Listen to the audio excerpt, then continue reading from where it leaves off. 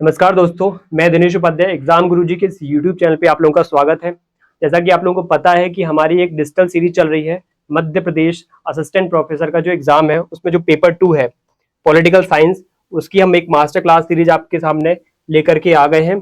ये तीसरी क्लास है। इसके पहले ऑलरेडी दो या तीन क्लास हो चुकी है, चौथी क्लास है, सॉरी, है ना, ये चौथी क्लास है। इसके पहले हम तीन क्लासेस कर चुके हैं। कौन कौन सी तीन क्लासेस हो चुकी हैं इसके पहले अगर आपने नहीं देखी हो तो आप देख करके आ जाइएगा, फिर इस क्लास को समझिएगा। पहली क्लास हुई है राज्यों का पुनर्गठन, भारत के पर्सपेक्टिव से राज्यों का पुनर्गठन कैसे हुआ। दूसरी क्लास हमारी जो मास्टर क्लास हुई है वो हुई है राज्यों के पुनर्गठन संबंधित अलग अलग आयोग, उनकी क्या क्या सिफारिश रही है, ठीक है, और मांग क्या क्या रही है अलग अलग क्षेत्रीय स्तर पे, ठीक है। तीसरी जो क्लास हुई है वो हमारे मध्य प्रदेश के गठन और मध्य प्रदेश के विभाजन के ऊपर हुई है, ठीक है। अब आज जो चौथी क्लास है वो मध्य प्रदेश की राजनीति के निर्णायक तत्व और विशेषताओं से होने वाली है। तो ये क्लास हम ज्यादा डिले नहीं करेंगे, फटाफट स्टार्ट करते हैं। जैसे कि आप लोगों को पता है मध्य प्रदेश असिस्टेंट प्रोफेसर का जो एग्जाम है 2025, ये 1 जून को होने वाला है। पॉलिटिकल साइंस के जो विद्यार्थी हैं वो कमर कस लें। यूनिट 9 का जो कंटेंट है और यूनिट 10 का कंटेंट है, यूनिट 9 खत्म होने के बाद यूनिट 10 का कंटेंट भी मैं आप लोगों के सामने लेकर के आऊंगा यूट्यूब पर, इसी चैनल पर। इसे मध्य प्रदेश की राज्य व्यवस्था हम पूरी कराने वाले हैं, ठीक है। तो इसकी चौथी कड़ी में चौथी कड़ी की जो क्लास है, ठीक है, वो आपके सामने है। सबसे पहले मैं आप लोगों को बता देता हूं कि आज का टॉपिक हमारा क्या है। आज का टॉपिक है हमारा मध्य प्रदेश की राजनीति, ठीक है, और इसके निर्धारक तत्व और इसकी विशेषताएं क्या है। मध्य प्रदेश की राजनीति के जो डिटर्मिनेंट्स हैं, एलिमेंट्स हैं, मध्य प्रदेश की जो राजनीति के फीचर्स हैं, कैरेक्टरिस्टिक्स हैं, वो हम डिस्कस करेंगे, ठीक है। तो यहाँ पे टॉपिक क्या, नाम क्या लिखा है, मध्य प्रदेश की राजनीति। अब देखो, राजनीति आप लोगों को पता है क्या होती है। राजनीति राजनीति मतलब जो एक नेता जनता के बीच में अलग अलग जनसंपर्क करता है, शासन संचालन करता है, उसमें जो जो प्रक्रियाएं वो अपनाता है उसको हम राजनीति बोल सकते हैं, ठीक है। यानी एक प्रक्रिया है राजनीति। राजनीति करना एक प्रक्रिया है, क्रिया प्रक्रिया है, ठीक है। तो ये बेसिक सी बात है। क्या एग्जाम में ये पूछा जाएगा? नहीं, ये नहीं पूछा जाएगा आपसे। तो वो डिटर्मिनेंट्स पूछेंगे आपसे, वो एलिमेंट्स पूछेंगे, ठीक है। तो बेसिक सा अर्थ यहाँ पे फिर भी हमें समझना जरूरी हो जाएगा, अर्थ क्या है, ठीक है। तो अर्थ मैं यहाँ पे आपको बता चुका हूं। यहाँ पे भी सिस्टमेटिक ढंग से देख लेते हैं क्या लिखा हुआ है। एक प्रक्रिया के बारे में बता रखा है, इसके माध्यम से राज्य शासन प्रणाली का निर्माण और संचालन करता है। मध्य प्रदेश की राजनीति राज्य की जनता, ठीक है, मेन कंपोनेंट है जनता। वहां पे जो राजनीतिक दल है, पार्टीज है, उनके द्वारा जो प्रशासन किया जा रहा है, उसके अलावा जो न्यायपालिका है और अन्य संस्थाएं हैं, उनके बीच में जो संतुलन बनाए रखने की जो एक प्रक्रिया होती है, जो एक ढांचा बना होता है, जो एक संरचना बनी होती है, वो संरचना में जो जो प्रक्रियाएं अपनाई जा रही हैं वो प्रक्रियाएं क्या है, राजनीति है, ठीक है। तो ये राजनीति की बेसिक जानकारी आप लोगों को पता चल गई। अगला पॉइंट क्या है यहाँ पे? अगला पॉइंट है यहाँ पे एलिमेंट्स, ठीक है। यहाँ पे अगला पॉइंट है एलिमेंट्स। राजनीति में एलिमेंट्स क्या है? अब आप एक चीज समझना, राजनीति तो सबको पता है क्या है। मध्य प्रदेश की राजनीति मध्य प्रदेश के लोगों को पता होगी, ठीक है, या मध्य प्रदेश के वोटर्स को पता होगी, या मध्य प्रदेश के जो नेटिव लोग हैं इनको पता होगी, ठीक है। इसके अलावा बाहर के जो राज्य हैं उनके वहां के नागरिकों को, उनको पता होगी क्या क्या उनके यहाँ पे क्षेत्र में जो अलग अलग राजनीति की जो व्यवस्थाएं, प्रक्रिया है, वो क्या चलती है, ठीक है। तो इसलिए एलिमेंट्स आपको, डिटर्मिनेंट्स आपको बताएंगे राजनीति के मुद्दे क्या है यहाँ पे। तो वो मुद्दे आपसे एग्जाम में पूछे जाएंगे, ठीक है। इसलिए कुछ एलिमेंट्स यहाँ पे, बेसिक बात यहाँ पे देख लेना कि सरकार निर्माण, नीतिगत निर्णय, चुनावी प्रक्रिया, राजनीतिक दलों की भूमिका, जनभागीदारी और जनसंपर्क, ये कुछ एलिमेंट्स होते हैं जो कहीं की भी राजनीति हो, ये बेसिक रूप से काम करते हैं, ठीक है। अगला जो पॉइंट है वो आपको यहाँ पे इस फोटो के थ्रू दिख रहा होगा कि मध्य प्रदेश के पर्सपेक्टिव से राजनीति ये है, ये वो लीडर्स हैं, ठीक है। जनता तो हमें पता है कि 7 से 8 करोड़ की जनता है मध्य प्रदेश में, जो क्या है, शासित होती है। लेकिन शासन करने वाले लोग कौन है? वो ये लोग हैं, ठीक है। जैसे कि आप यहाँ पे फोटो में शिवराज सिंह चौहान देख सकते हैं यहाँ पे, ठीक है। शिवराज सिंह चौहान हमारे एक्स सीएम रह चुके हैं मध्य प्रदेश के, ठीक है, बहुत समय तक इन्होंने शासन किया है। उसके बाद अभी वर्तमान जो मुख्यमंत्री है मोहन यादव जी हैं, और कुछ टाइम तक सीएम रह चुके हैं, 1-1.5 साल तक इनका सीएम का कार्यकाल रहा है, कमलनाथ जी हैं। और फिर उसके बाद मध्य प्रदेश में जो कांग्रेस के अध्यक्ष हैं, ठीक है, वर्तमान अध्यक्ष कांग्रेस पार्टी के, वो है जीतू पटवारी जी, वो भी यहाँ पे इस फोटो में आपको दिख रहे होंगे, ठीक है। तो ये क्या है, मध्य प्रदेश की राजनीति के वो लीडर्स हैं जो मध्य प्रदेश की राजनीति को प्रभावित कर रहे हैं, ठीक है। तो पहले तो इनके बारे में थोड़ा सा हमें पता होना चाहिए, ठीक है। यहाँ पे बेसिक इंपॉर्टेंट बातें लिखी हुई है जो उतनी काम की नहीं है, ठीक है। पॉलिटिक्स के बारे में यहाँ पे लिखा हुआ है जो हमारे उतने काम का नहीं है। अब हम आगे बढ़ते हैं। अगला पॉइंट हमारा क्या है? अगला पॉइंट है निर्धारित तत्व। हम सीधा फटाफट पॉइंट्स पे आ जाते हैं, ठीक है। हम ज्यादा अनावश्यक चीजों पे डिस्कशन नहीं करेंगे, हम पॉइंट्स की बातें करेंगे, क्योंकि यहाँ पे क्या है ना, राजनीति है और राजनीति पढ़ने के लिए बहुत ही अथाह है। लेकिन अगर उसको लिमिटेड एग्जाम ओरिएंटेड पढ़ना है तो हमें सिलेक्टेड चीजों पे ही फोकस रहना पड़ेगा, ठीक है। तो निर्धारक में अगर हम देखें तो क्या है निर्धारक तत्व, सबसे पहले आप देखना कि निर्धारक तत्व में शामिल होता है वहां के राजनीतिक, देखो मैंने पहले आपको फोटोज तो दिखा दी लीडर्स की, उन लीडर्स की अलग अलग पार्टीज हैं। तो राजनीतिक दल क्या है, पहले तो ये समझो उनकी रोल क्या है, उनके बीच में पावर बैलेंस क्या है। तो पहले तो ये समझ लो कि मध्य प्रदेश की राजनीति है, उसमें पॉलिटिकल पार्टीज कौन के हैं, राजनीतिक दल कौन से हैं। तो ये समझ लो भाजपा, भारतीय जनता पार्टी, भारतीय राष्ट्रीय कांग्रेस और अन्य क्षेत्रीय दल है। इसमें अन्य क्षेत्रीय दल में कौन कौन सी रीजनल पार्टी है, बसपा, सपा, गोंडवाना गणतंत्र पार्टी, ठीक है, ये आ जाते हैं। अभी हाल फिलहाल में कुछ टाइम से जो रीजनल लोकल जो इलेक्शन है उसमें आम आदमी पार्टी का भी रोल है, ठीक है। तो देखो मैं ऐसी बातें पॉलिटिकल बातें नहीं कर रहा हूँ, आप लोगों को लग रहा है ये पॉलिटिकल बातें थोड़ी एग्जाम में आएंगी, बट आपको ये पता होना चाहिए कि मध्य प्रदेश में मुख्य रूप से दो दल क्या है काम के हैं, जो सत्ता में हमेशा बने रहते हैं या उनमें से कोई ना कोई एक बना रहता है। तो द्विदलीय व्यवस्था मध्य प्रदेश की राजनीति का एक महत्वपूर्ण विशेषता क्या है, द्विदलीय व्यवस्था। इससे क्या निष्कर्ष निकलता है, द्विदलीय व्यवस्था यहाँ पे देखने को मिल रही है। ये ऐसी चीजें आपको समझनी पड़ेगी, कौन सी वो द्विदलीय व्यवस्था, वो है भारतीय जनता पार्टी और कांग्रेस, ठीक है। तो ये आप समझना, ये आपसे एग्जाम में क्वेश्चन पूछा जा सकता है कि मध्य प्रदेश में मुख्य रूप से राजनीति में प्रभावी तत्व क्या है, द्विदलीय व्यवस्था। यहाँ पे कुछ पार्टीज के लोगो है, यहाँ पे सिंबल है जो आप देख सकते हो, ये भाजपा का है, ये आपका कांग्रेस का दिख रहा है, ये समाजवादी पार्टी, बसपा का, बीएसपी का, ये जय जन आदिवासी पार्टी, गोंडवाना गणतंत्र पार्टी, ठीक है। उनके सिंबल्स है, उनके लोगो है, उनके चुनाव चिन्ह भी यहाँ पे बने हुए हैं, ठीक है। अगला जो पॉइंट है हमारा वो क्या है, अब वो होने वाला है मध्य प्रदेश में लोकसभा चुनाव जो 2024 में हुए हैं, ठीक है। मध्य प्रदेश में जो लोकसभा चुनाव जो 2024 में हुए हैं उसने मध्य प्रदेश की राजनीति को किस बेसिस पे प्रभावित किया है, ठीक है। मध्य प्रदेश की राजनीति को कैसे निर्धारित किया है इस लोकसभा चुनाव ने, क्योंकि करंट बेसिस पे चीजें आ सकती हैं यहाँ पे, क्योंकि क्या है हिस्टोरिकल पर्सपेक्टिव से यहाँ चले गए तो यहाँ पे क्या है, हिस्ट्री में आप चले जाओगे ना तो फिर बहुत ज्यादा गहराई में आपको जाना पड़ेगा और वो उतना काम का नहीं है, वहां से क्वेश्चन इतने नहीं आएंगे। हिस्टोरिकल पर्सपेक्टिव से ना जा करके यहाँ पे करंट बेसिस पे, प्रेजेंट बेसिस पे हम समझेंगे क्या है अभी कहानी, ठीक है। तो देखो मध्य प्रदेश में सबसे पहले आपको ये समझना पड़ेगा कि निर्धारक तत्व में शामिल कौन सी चीजें हैं। सबसे पहले तो निर्धारक तत्व में हमने द्विदलीय व्यवस्था तो देख ली, दूसरा पॉइंट आ जाता है चुनाव, ठीक है। और चुनाव में शामिल होता है वहां का मतलब आयोग और निर्वाचन की प्रक्रिया और हाल के चुनाव के जो आंकड़े हैं वो क्या है, ठीक है। मध्य प्रदेश में दूसरा जो राजनीति का जो दूसरा निर्धारक तत्व है वो है चुनाव, उससे जुड़ा हुआ आयोग, उससे जुड़ी हुई अलग अलग प्रक्रियाएं, उससे जुड़ी हुई अलग अलग आंकड़े, वो आपको बताएंगे कि मध्य प्रदेश की राजनीति कैसे क्या काम कर रही है, ठीक है। तो देखो अभी 18वीं जो लोकसभा चुनाव हुए हैं, 18वीं लोकसभा चुनाव हुए पिछले साल 2024 में, ठीक है। तो मध्य प्रदेश के संदर्भ में क्या स्थिति रही है, मध्य प्रदेश देखो 18वीं लोकसभा चुनाव में 7 चरणों में यहाँ पे क्या हुए हैं, इलेक्शंस हुए हैं 7 चरणों में, ठीक है। 7 चरण में यहाँ पे चुनाव हुए हैं, आप जैसे कि यहाँ पे देख सकते हो, और ये अप्रैल से जून में संचालित किए गए हैं। यहाँ पे 29 सीटों में चुनाव हुए हैं जो कि 19 अप्रैल से लेकर के 13 मई के बीच में हुए थे पिछले साल, ठीक है। और इसमें मुख्य रूप से आपको पता होना चाहिए कि ज्यादा जो सीटें हैं वो 29 सीटें किसने जीती थी, भारतीय जनता पार्टी ने जीत ली थी। 29 की 29 सीटों पे कौन विजयी रही, भारतीय जनता पार्टी विजयी रही। तो मुख्य रूप से यहाँ पे अभी दबदबा किसका चल रहा है, भारतीय जनता पार्टी का। अब क्वेश्चन एग्जाम ओरिएंटेड फैक्ट ये है, पार्टी तो नहीं पूछेंगे क्योंकि ये पॉलिटिकल क्वेश्चन हो जाता है, ये पूछ सकते कि मध्य प्रदेश में महिलाओं का योगदान क्या है मध्य प्रदेश की राजनीति में। तो मध्य प्रदेश में जो महिलाओं का योगदान है वो अगर लोकसभा के पर्सपेक्टिव से पूछा जाए, आपसे ये पूछ सकते हैं, तो 6 महिला सांसद यहाँ पे मध्य प्रदेश में लोकसभा में निर्वाचित हुई है मध्य प्रदेश से, ठीक है। तो ये पूछ सकते हैं आपसे। इसके बाद अगला पॉइंट क्या है आपका, अगला पॉइंट मध्य प्रदेश की राजनीति में 16वीं विधानसभा चुनाव का है, ठीक है। लोकसभा चुनाव हमने समझ लिया, अब विधानसभा चुनाव के बारे में समझते हैं। पिछले साल 2023 में मध्य प्रदेश में लोकसभा चुनाव हुए थे, 2023 में विधानसभा चुनाव हुए थे, 2023 में विधानसभा चुनाव और 2024 में लोकसभा चुनाव हुए थे, ठीक है। तो उनके रिजल्ट हमें पता होना चाहिए। देखो 16वीं जब विधानसभा चुनाव मध्य प्रदेश में हुए तो उसमें 230 सीटों पे चुनाव हुए थे। मध्य प्रदेश में जो विधानसभा सीट्स हैं 230 विधानसभा सीट्स हैं। 230 विधानसभा सीट्स पे जब 17 नवंबर एक दिन में ही एक ही चरण में वोटिंग हुई थी और उस वोटिंग का रिजल्ट आया था 3 दिसंबर को। 3 दिसंबर को जो जीत हुई थी, किसकी जीत हुई थी आपको पता होगी, जीत हुई थी यहाँ पे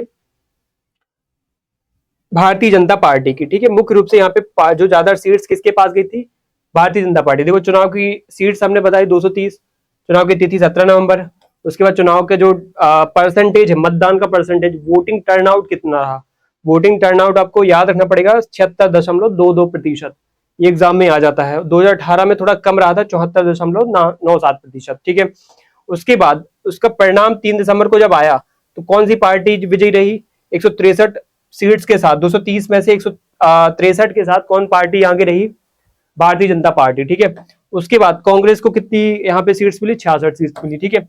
उसके बाद यहाँ पे आदिवासी पार्टी जो रही, गौंडवाना गणतंत्र पार्टी, उसके पास एक सीट गई थी, ठीक है। तो ऐसे क्या है, ये स्थिति रही है। अच्छा, ये सीट्स अभी चेंज हो गई हैं। अभी एग्जाम में ये सीट्स वगैरह तो नहीं पूछेंगे, बट ये वोटिंग टर्नआउट, ये चुनाव कौन सा वो चुनाव हुआ, ये पूछ सकते हैं। जैसे अभी विधानसभा चुनाव जो 2023 में, वो कौन से नंबर का विधानसभा चुनाव था, 16वें नंबर का, ठीक है। लोकसभा चुनाव हुआ मध्य प्रदेश पर्सपेक्टिव से, वो 18वें नंबर का था, या भारत के पर्सपेक्टिव से। एग्जाम में क्वेश्चन ये भी आ सकता है कि अभी सीट्स जो है मुख्य रूप से किस पार्टी के पास है, मुख्य रूप से सत्ता किसकी है, तो भारतीय जनता पार्टी। अभी वर्तमान में इनकी सीट्स क्या है, बढ़ गई हैं। कितनी हो गई है, 165 करंट के हिसाब से बता रहा हूं। आज मार्च के महीने 2025 में, मार्च महीने 2025 में भारतीय जनता पार्टी के पास कितनी सीट्स हो गई हैं, 125 हो गई है। कांग्रेस के पास घट कर कितनी हो गई है, 65 हो गई है ना, 65 हो गई है, घट गई है, सॉरी 64 हो गई है अप्रोक्स, ठीक है, क्योंकि दो घट गई इनकी, तो 64 हो गई है उनके पास, 65 हो गई है, ठीक है। एक बार ये क्रॉस चेक करना पड़ेगा, न्यूज में मैंने पढ़ा था तो शायद ये चेंज हो सकता है, बट ये एक बार क्रॉस चेक कर लेना आप, ठीक है।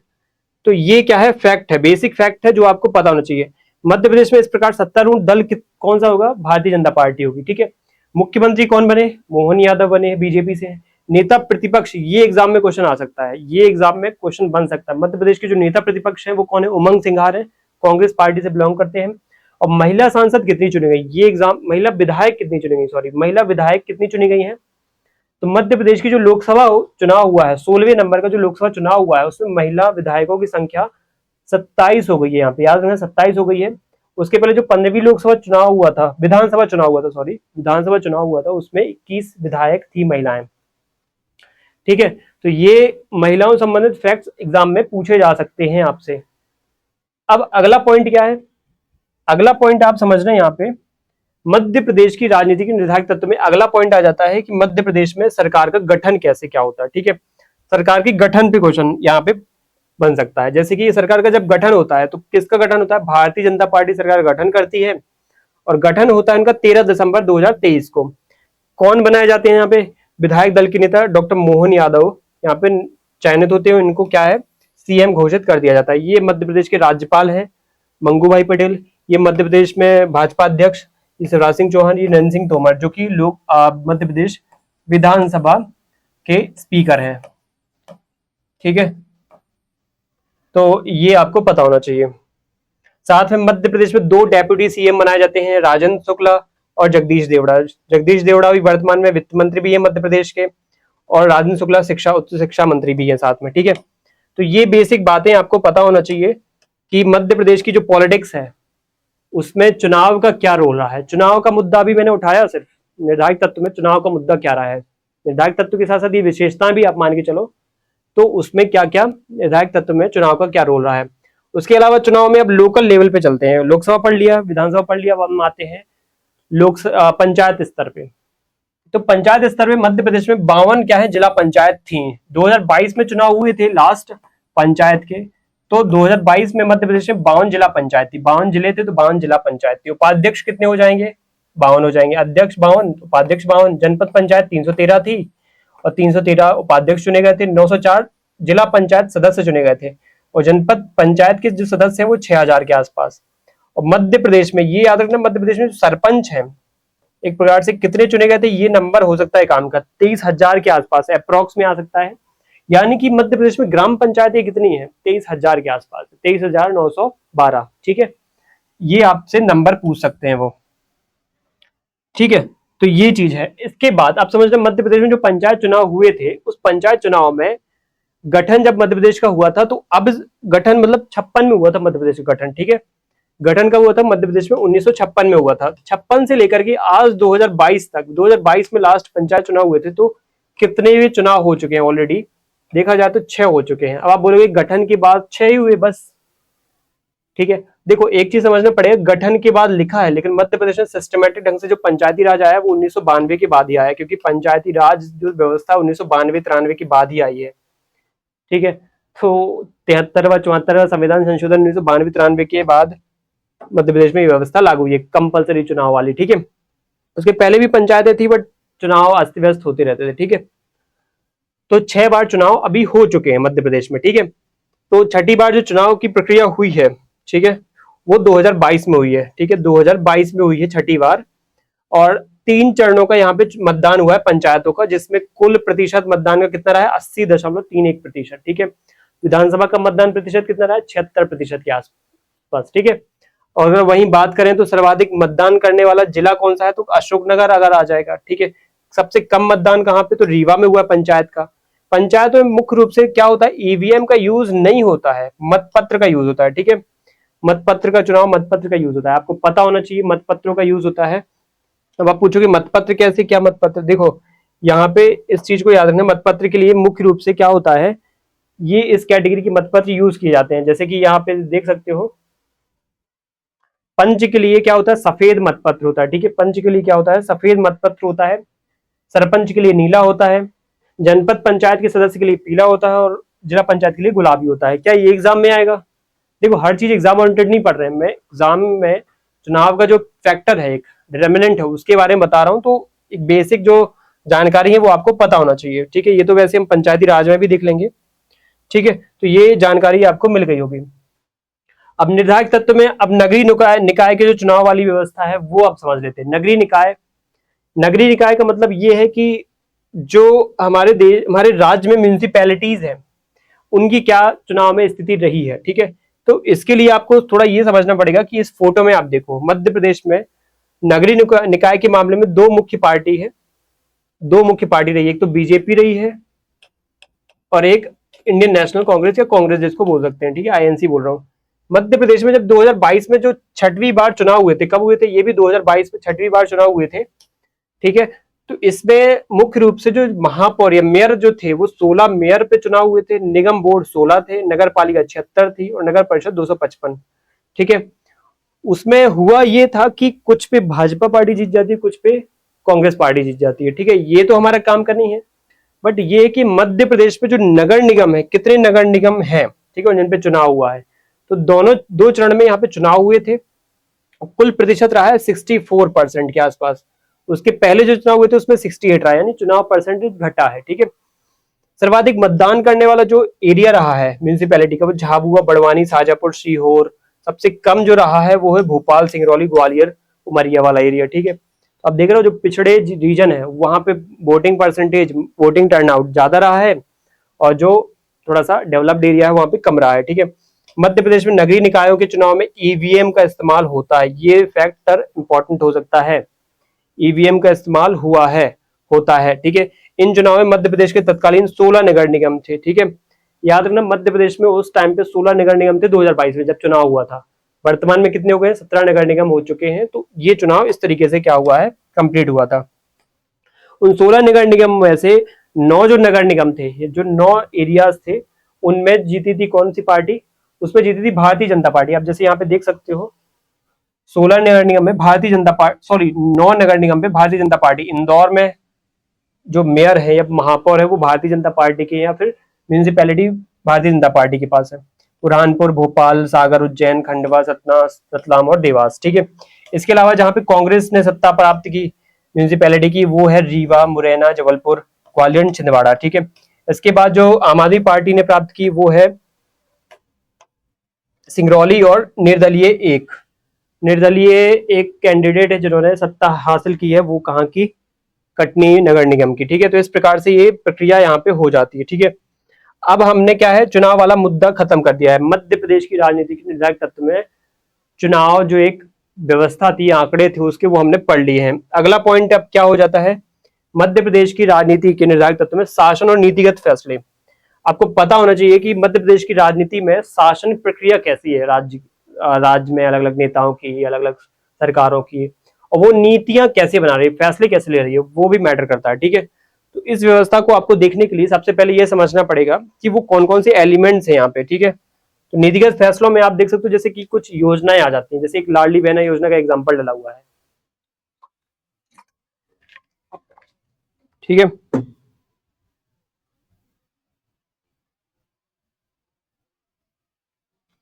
लाडली बहना योजना का एग्जाम्पल यहाँ पे डला हुआ है। ठीक है, अब इस योजना के माध्यम से क्या है, सरकारें क्या करती हैं, प्रभावित करती हैं। ठीक है, इस रीजन को प्रभावित कर, इस नीतिगत फैसले के माध्यम से क्या करती हैं, प्रभावित करती है हमारी राजनीति को। ठीक है, लाडली बहना योजना जैसी ये महिलाओं के आर्थिक सशक्तिकरण के लिए है।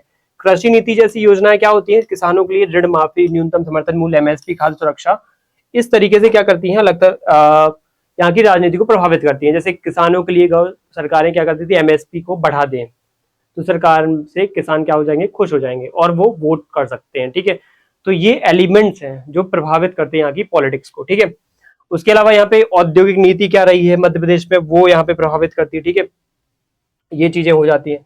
अब मध्य प्रदेश का सबसे मुख्य चीज है जो डिटर्मिनेंट कैटेगरी में आ जाता है, जनसंख्या संरचना और जनसंख्या की अलग अलग जो मतदान का उनका रुझान है, व्यवहार है, वो क्या है। ठीक है, तो यहाँ पे समझना पड़ेगा आपको, इसमें जातीय संरचना समझनी पड़ेगी। ठीक है, जातीय स्तर पे क्या है मध्य प्रदेश में, जातीय स्तर पे ये देखना पड़ेगा कि मध्य प्रदेश में एससी कितने हैं।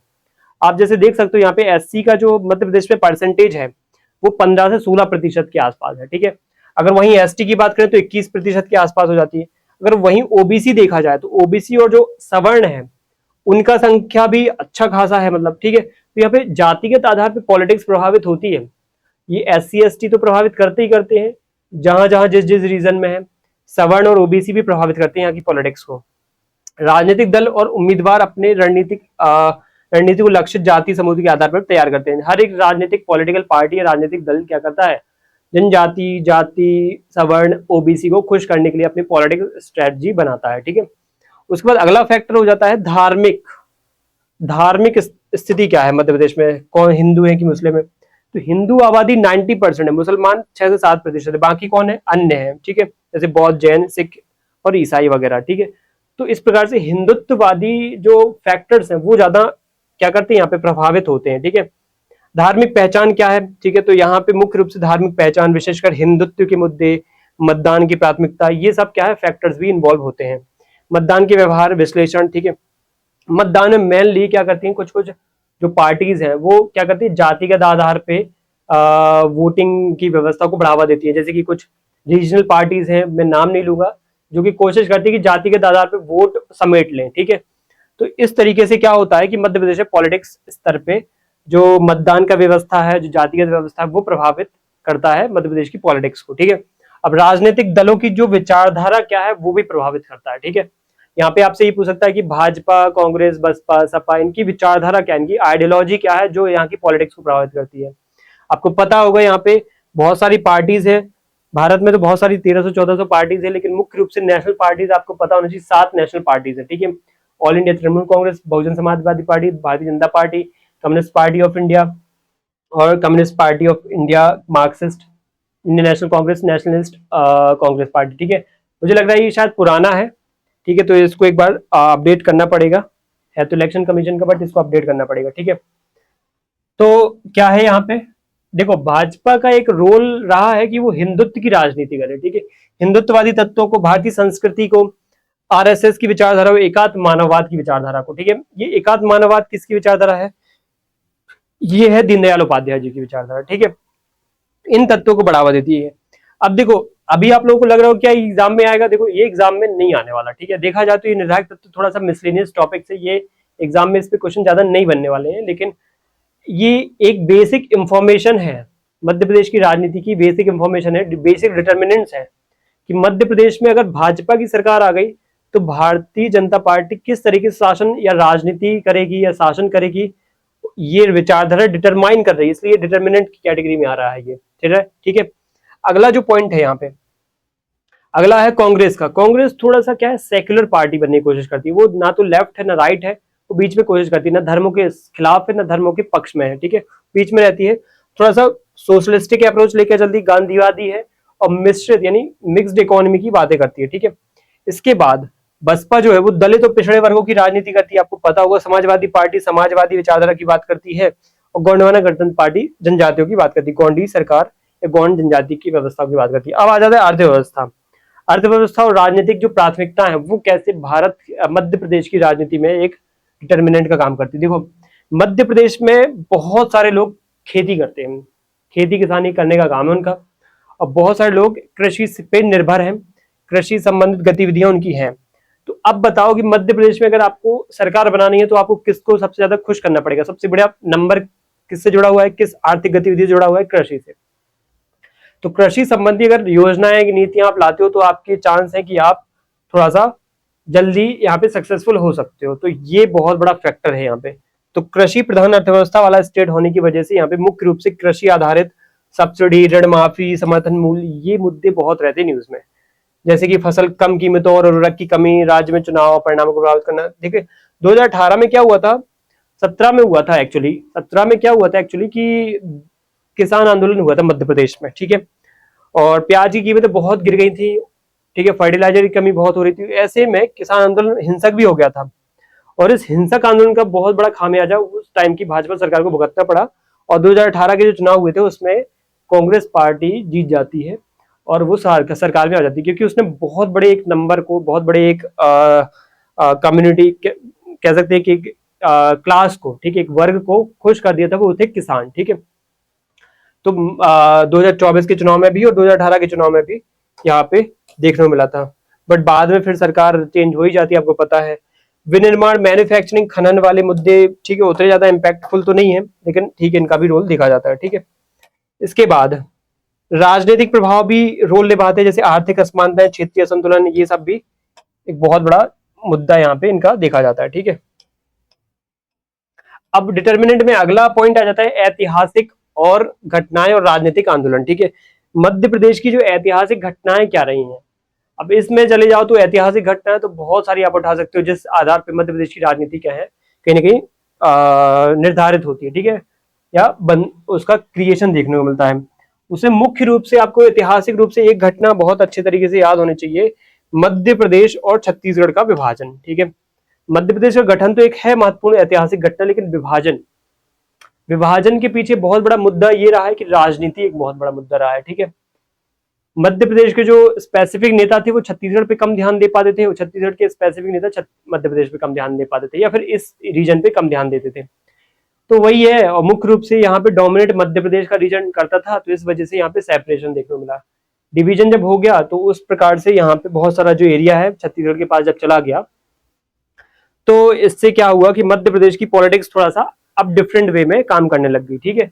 क्या है, जनजाति वाला एक बहुत बड़ा एरिया था और मिनरल वाला एरिया था, तो इस वजह से वो एरिया अब हमारे पास नहीं रहा, ठीक है। तो वो एक फैक्टर रहा। इसमें सबसे पहले एक घटना लिखी हुई है, कौन सी घटना है, 1956 में मध्य प्रदेश का गठन हुआ और कांग्रेस का प्रभुत्व था, ठीक है। स्टार्टिंग में इनिशियली मध्य प्रदेश में जब गठन होता है, मध्य प्रदेश का गठन होता है, तो मध्य प्रदेश में सरकारें किसकी बनती हैं ज्यादातर? कांग्रेस पार्टी, क्योंकि कांग्रेस का दबदबा था, कांग्रेस ने देश आजाद कराया था, कॉन्स्टिट्यूशन बनाया था, तो कांग्रेस पे लोग ज्यादा भरोसा करते थे। अब उस टाइम पे कोई बड़ी ऐसी पार्टी थी भी नहीं कि जो उसको टक्कर दे सके, इस वजह से उसका दबदबा ज्यादा था। इसके बाद राजनीतिक बदलाव हुए शुरू 1990 में। मध्य प्रदेश में क्या होता है, 1956 से लेकर के 1990 तक की बात करूं मैं, सिस्टमेटिक ढंग से बोलूं तो 90 तक कोई दूसरी पार्टी की एक कंप्लीट सरकार ही नहीं बन पाती थी, बनती थी तो वो बिगड़ जाती थी, ठीक है। तो उसके बाद 90 में एक प्रकार से 1990 में फिर कांग्रेस पार्टी को थोड़ा सा जो चैलेंज दिया, चुनौती दी, वो दी बीजेपी ने, ठीक है। और यहाँ पे एक मजबूत प्रतिद्वंदी के रूप में सामने आकर खड़ी होती है, ठीक है, 90 के दशक के बाद। और फिर उसके अलावा और भी कुछ ऐसे फैक्टर्स हैं, घटनाएं हैं, जैसे कि आदिवासी आंदोलन मध्य प्रदेश में होते रहते हैं, सामाजिक न्याय और क्षेत्रीय पहचान जैसे जुड़े राजनीतिक जो आंदोलन है वो भी मध्य प्रदेश की राजनीति को प्रभावित करते हैं। तो देखो, एक यहाँ पे गठन वाला मुद्दा था, एक मध्य प्रदेश में राजनीतिक बदलाव वाला पॉइंट था, और एक मध्य प्रदेश में राजनीतिक महत्वपूर्ण आंदोलन वाला मुद्दा था, जिसने मध्य प्रदेश की राजनीति को प्रभावित किया या निर्धारण किया। और 2000 में, सन 2000 में आप यहाँ पे देख सकते हो कि मध्य प्रदेश का विभाजन हुआ, जिसमें छत्तीसगढ़ अलग हुआ। इसने मध्य प्रदेश की जो डेमोग्राफी थी उसको भी चेंज कर दिया, मध्य प्रदेश के रेवेन्यू को भी चेंज कर दिया, मध्य प्रदेश की इकोनॉमिक सिस्टम को भी चेंज कर दिया, ठीक है। तो ये रहा है मध्य प्रदेश का जो अगला डिटर्मिनेंट है राजनीति का, वो है कानून व्यवस्था, लॉ एंड ऑर्डर और एडमिनिस्ट्रेटिव रिफॉर्म। ठीक है, लॉ एंड ऑर्डर के मामले में मध्य प्रदेश एक बहुत बड़ी समस्या से जूझता रहा है समय के साथ साथ, वो था नक्सलवाद। ठीक है, बट अब नक्सलवाद धीरे धीरे कम हो रहा है। देखो हमारे वर्तमान में जो गृह मंत्री हैं अमित शाह जी, उन्होंने क्या है कि उन्होंने एक प्रण लिया है कि 2026 तक हम भारत को ठीक है क्या कर देंगे, नक्सल मुक्त कर देंगे। ठीक है, नक्सलिज्म खत्म हो जाएगा। ठीक है, नक्सलिज्म खत्म हो जाएगा। ठीक है, नक्सलिज्म खत्म। तो ये बहुत बड़ा उनका प्रण है। वो अगले साल मार्च के महीने तक ये प्रण मतलब लिया है कि मार्च के महीने तक, नेक्स्ट ईयर मार्च के महीने तक ये नक्सलिज्म खत्म हो जाएगा। इसके लिए बड़े बड़े कैंपेन्स, बड़े बड़ी चीजें जो प्रोजेक्ट्स हैं वो चल रहे हैं। ठीक है, उसे मध्य प्रदेश का कुछ एरिया है जो बालाघाट का एरिया है जैसे, ठीक है, छिंदवाड़ा का एरिया है जो थोड़ा सा छत्तीसगढ़ से लगा हुआ है, सिवनी का इलाका है जो वहां पे इंसर्जेंसी कहें या फिर नक्सलवाद है थोड़ा सा देखा जाता है। ठीक है, लोग अपनी डिमांड्स को रखने के लिए हिंसा का सहारा लेते हैं, संघर्ष का सहारा लेते हैं, तो वो यहाँ पे देखने को मिल रहा है। बट ये अब धीरे धीरे कम हो रहा है। तो मध्य प्रदेश की राजनीति में नक्सलवाद उतना तो इम्पैक्टफुल अभी नहीं है वर्तमान में, लेकिन इनका बहुत बड़ा योगदान रहा है राजनीति में। एक महत्वपूर्ण योगदान ये महिला सुरक्षा का भी रहा है। महिलाओं के खिलाफ जो अपराध है वो बहुत ज्यादा देखे जाते हैं। एनसीआरबी के कई सारे डेटा हैं, कई सारे आंकड़े हैं जिसमें बताया जाता है मध्य प्रदेश में महिलाओं के साथ जो हिंसा हो रही है उसमें सेकंड नंबर पे कहीं मध्य प्रदेश आ रहा है, कहीं फर्स्ट नंबर पे आ रहा है। ये बहुत ही बड़ी क्या है, मध्य प्रदेश के साथ एक बहुत बड़ी समस्या है जो राजनीति को, अब मध्य प्रदेश में एक बहुत बड़ी क्या है दुर्गति ये भी है कि मध्य प्रदेश में महिलाओं की सुरक्षा का मुद्दा राजनीतिक मुद्दा नहीं बन पाता। मध्य प्रदेश में महिलाओं का रिप्रेजेंटेशन राजनीतिक स्तर पे बहुत कम देखने को मिल रहा है। ठीक है, बहुत कम देखने को मिल रहा है, 1/3 भी नहीं है। ठीक है, तो इस वजह से भी ये क्या है थोड़ा फैक्टर कम देखने को मिलता है। माफिया विरोधी अभियान तो आप देख ही चुके हो, नक्सलवाद वाला आप देख चुके हो। ठीक है, माफिया वाला एक मुद्दा भी है जो अपराध भ्रष्टाचार वाला काम यहाँ पे देखने को करता है। ठीक है, अगला पॉइंट यहाँ पे देख सकते हो बुंदेलखंड की लाइफलाइन कैन बेतवा लिंक परियोजना। ठीक है, ये लिंक परियोजना आई है, यहाँ पे पानी बचाएंगे, यहाँ पे क्या लिखा है, हरियाली बढ़ाएंगे। ठीक है, ये दो फोटो से आप क्लियर समझ पा रहे हो कि मध्य प्रदेश में पर्यावरण के मुद्दे और जल संकट के मुद्दे ये भी हावी रहे हैं। ठीक है, अगर मुख्य रूप से मैं बात करूं तो पर्यावरण का मुद्दा तो उतना तो नहीं रहा है, लेकिन जल संकट का मुद्दा बहुत हावी रहा है। जल संकट का समस्या जो है ना वो बुंदेलखंड के रीजन में देखने को मिलती है। ठीक है, और इस बुंदेलखंड के रीजन में क्या है कि थोड़ा सा पानी की स्कार्सिटी है, पानी की स्कार्सिटी थोड़ा सा नहीं बहुत ज्यादा है। ठीक है, मैं थोड़ा बोल रहा हूँ यहाँ पे, तो ये चीज क्या है यहाँ पे बहुत ज्यादा देखने को मिलती है। इस वजह से क्या है कि मध्य प्रदेश का जो बुंदेलखंड रीजन है ना वो थोड़ा सा क्या है किस चीज पे ध्यान देता है, वो देता है इन मुद्दों में, पानी संबंधी मुद्दों पे। ठीक है, और यहाँ पे एक लाइन लिखी है बुंदेलखंड की life line can Betwa link project. ठीक है, कैन बेतवा लिंक प्रोजेक्ट, ये जो लिंकिंग प्रोजेक्ट है ये कहाँ का लिंकिंग प्रोजेक्ट है, ये बुंदेलखंड का लिंकिंग प्रोजेक्ट है। बुंदेलखंड में जो दो नदियां हैं, ठीक है, एक तो कैन रिवर है और एक बेतवा रिवर है। ठीक है, इस बेतवा रिवर को और कैन रिवर को आपस में जोड़ना है, इंटरलिंक करना है। तो उससे क्या होगा, एक कैनाल के थ्रू लिंक करेंगे तो उससे बहुत ज्यादा पानी की जो कमी है वो दूर हो जाएगी। ठीक है, तो इस रीजन में क्या होगा, पॉलिटिकल डेवलपमेंट तो होगा ही, साथ में इकोनॉमिक डेवलपमेंट भी होगा। ठीक है, और रीजनल डेवलपमेंट भी हो जाएगा। थोड़ा सा रीजनल बहुत पीछे है इस मामले में, बुंदेलखंड का रीजन काफी ज्यादा गरीबी भुखमरी वाली समस्या से जूझता रहता है। ठीक है, अब यहाँ पे नर्मदा संरक्षण एक बहुत बड़ा प्रोजेक्ट था। ठीक है, जैसे कि आपको पता होगा 2017 16-17 के टाइम पे हमारे जो वर्तमान उस टाइम पे तत्कालिक जो मुख्यमंत्री थे शिवराज सिंह चौहान, उन्होंने एक बहुत बड़ा कैंपेन चलाया था नर्मदा के दोनों किनारों पर, नर्मदा नदी के दोनों किनारों पर क्या करना, वृक्षारोपण करना। ठीक है, जिससे क्या हो जाए मध्य प्रदेश में नर्मदा नदी का एक जो संरक्षण है वो उसका जो एक महत्व है लोग समझ पाए। ठीक है, तो उसके लिए ऐसे प्रोग्राम्स हमारे सीएम, हमारे जो अलग अलग नेता है उन्होंने चला रखे हैं। ठीक है, बाढ़ और प्रबंधन के लिए जो है ये प्रोजेक्ट है, ये तो हम देख ही चुके हैं, बाढ़ और सूखा प्रबंधन के लिए। ठीक है, इसमें कैन बेतवा लिंकिंग प्रोजेक्ट में दो फायदे, एक तो कैन में जो आने वाली बाढ़ है उसको भी रोका जा सकता है, और जो सूखा वाला मुद्दा है यहाँ पे बुंदेलखंड में वो भी यहाँ पे रुक जाएगा। ठीक है, इसके बाद धार्मिक वाला पॉइंट। ठीक है, धार्मिक वाले मुद्दे में आ जाते हैं, जैसे अलग अलग है ना, आप जैसे यहाँ पे लिखा हुआ है, ठीक है, महाकाल लोक, ठीक है, उज्जैन में ऐसे जो गतिविधियां होती हैं ये भी बहुत ज्यादा लोगों को प्रभावित करती है। अभी इस महाकाल लोक में क्या है, 856 करोड़ का ये प्रोजेक्ट रहा है पूरा, क्योंकि उज्जैन में बना है, आप सबको पता ही होगा इसके बारे में। सिंहस्थ जो कुंभ है, ये भी बहुत बड़ा एक आयोजन है, ठीक है, जो हर 12 साल में होता है, जो अभी कहाँ होने वाला है, अभी उज्जैन में 2028 में होने वाला है। तो इसकी तैयारियां अभी से चल रही हैं, जो किस तरीके से पॉलिटिकल वे में इम्पैक्ट करेंगी, ये बिल्कुल इम्पैक्ट करेंगे, क्योंकि इसमें पॉलिटिकल जो एक व्यवस्था है वर्तमान की गवर्नमेंट की, वो बहुत ज्यादा आस्था है, उनका विश्वास है इस चीज पे, तो वो इम्पैक्ट कर रही है इस तरीके से। ओंकारेश्वर में आदि गुरु शंकराचार्य की 108 जो फीट ऊंची प्रतिमा है, ये भी, इसका भी निर्माण अभी 2023 में मतलब इसका शिलान्यास हुआ है, तो वो भी एक बहुत बड़ा पॉइंट रहा है। जैसे ये सिंहस्थ 2028 की तैयारियां, ठीक है, आप देख सकते हो यहाँ पे। अगला है महिला सशक्तिकरण, विमेन एम्पावरमेंट, इसका इम्पैक्ट क्या पड़ता है, विमेन एम्पावरमेंट ये भी एक बहुत बड़ा मुद्दा है, जिसमें लाडली लक्ष्मी योजना जो 1.543 करोड़ जो गर्ल्स हैं, बालिका हैं, उनको लाभ देती है, ठीक है, बेनिफिट देती है। फिर लाडली बहना योजना, जिसमें 1250 रुपए की जो बेनिफिट है महिलाओं को दिया जा रहा है, वो भी इम्पैक्ट किया है। इसने तो बहुत ज्यादा इम्पैक्ट किया है, आप लोगों को पता ही होगा कि ये इस योजना के माध्यम से बताया जाता है कि महिलाओं ने ज्यादातर वोट्स बीजेपी पार्टी को दिए, जिस वजह से 2023 के चुनाव में, विधानसभा चुनाव में बीजेपी पार्टी ने 163 सीट जीत ली थी, जिसकी उम्मीद 100 तक में शायद मुश्किल लग रही थी, 100 सीट्स मिलना ही मुश्किल लग रहा था। इसने 163 सीट जीत करके बहुमत का आंकड़ा आसानी से पार कर लिया, ठीक है।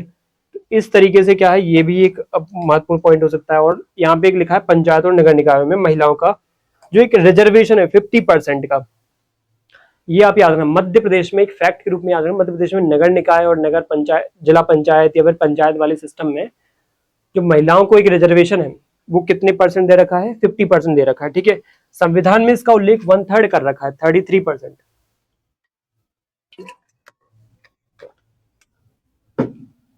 लेकिन एक्चुअल में है कितना रिप्रेजेंटेशन या रिजर्वेशन, 50% मध्य प्रदेश में, उसको बढ़ा करके, ठीक है।